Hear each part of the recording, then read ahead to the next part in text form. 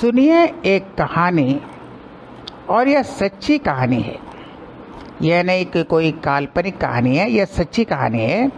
और जिनके बारे में यह कहानी है वह अभी भी है, अभी भी हमारे घर आते जाते हैं, अभी भी उनसे संपर्क है।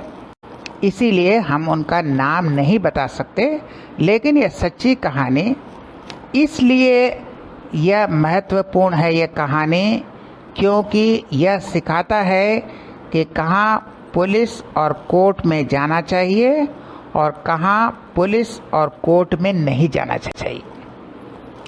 कैसी कैसी सिचुएशन में आपको पुलिस में जाना चाहिए, कोर्ट में जाना चाहिए, और कैसी कैसी परिस्थितियों में आपको कोर्ट या पुलिस नहीं जाना है, यह शिक्षा है इस कहानी में।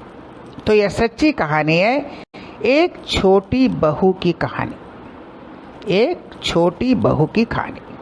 यह परिवार जो एक्चुअली हमारे बहुत करीब हैं, एक दोस्त है, तो यह परिवार जो है ऐसा एक परिवार है जहाँ कोई भी किसी पर भरोसा नहीं करता, किसी को किसी पर यकीन नहीं है, किसी को भी किसी पर विश्वास नहीं है।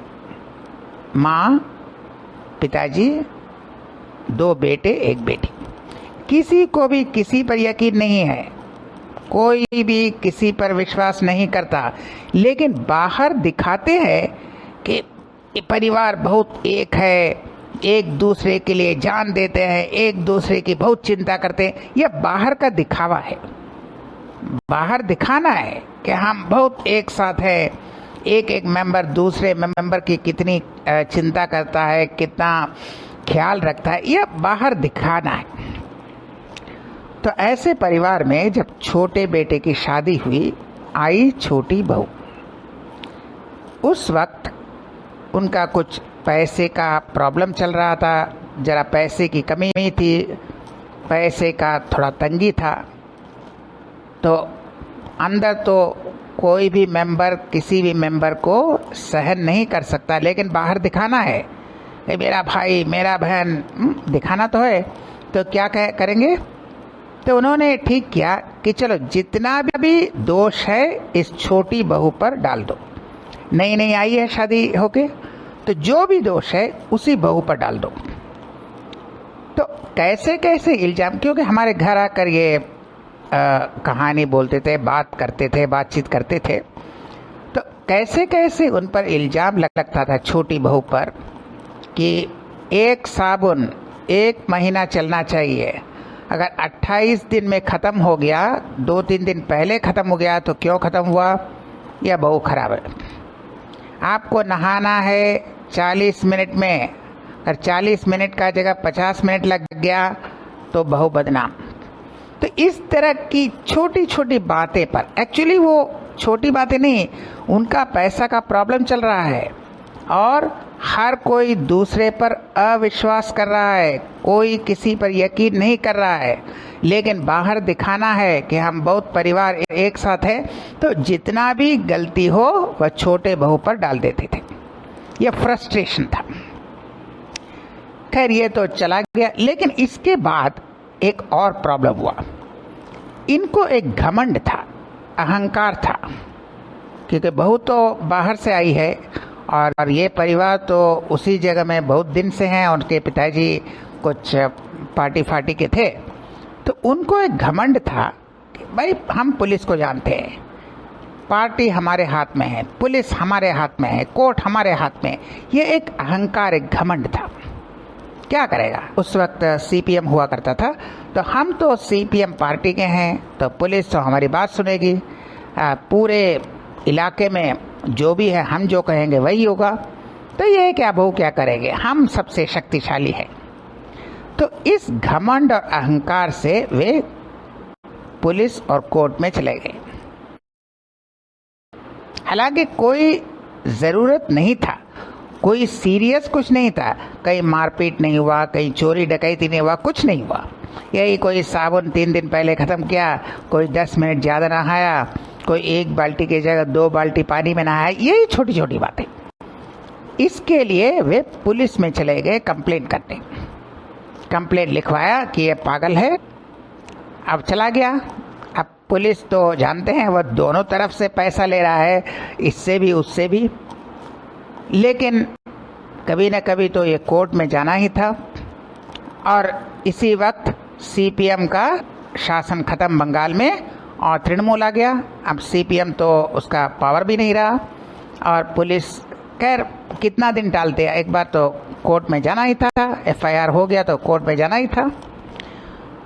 तो कोर्ट ने पूरा मामला सुनवाई करके यह ठीक किया कि ठीक है, यह बहू अलग रहेगी, लेकिन तुमको हर महीना इतना रुपया उसे देना है, मेंटेनेंस। अब क्या करेंगे? बहुत घमंड, हाँ, पार्टी के हैं, पॉलिटिकल पार्टी हमारे हाथ में है, पुलिस हमारे हाथ में है, कौन क्या करेगा, हम जो करेगा। इतना घमंड के बाद सब घमंड धरा का धरा रह गया। अब हर महीने जो मेंटेनेंस है बहू को देते हैं। बहू उनके साथ नहीं रहती, वो अलग रहती है, लेकिन हर महीना मेंटेनेंस देना पड़ता है और हमारे घर आकर ये सर पीटते हैं, देखो इतना पैसा देना पड़ रहा है, उसका तो रोजगार ज़्यादा नहीं है, अब इतना पैसा हर महीने देना पड़ता है। अरे भाई, कौन कहा था तुमसे पुलिस और कोर्ट में जाने के लिए? जब इतना कॉमन सेंस नहीं है कि किस बात पर कोर्ट में जाना है और किस बात पर कोर्ट में नहीं जाना है, तब यही होता है, तब ऐसे ही होगा। कोर्ट में हर चीज में कोर्ट को मत घसीटिए, हर चीज में पुलिस को मत घसीटिए। कोई मारपीट नहीं हुआ, चोरी डकैती नहीं हुआ, कोई खून नहीं हुआ, कोई सीरियस करोड़ों का संपत्ति का मामला नहीं है, तो यह परिवार की चीज है। परिवार में आपस में बैठकर बात करके इसको सुलझाना चाहिए। सीरियस तो कुछ नहीं है।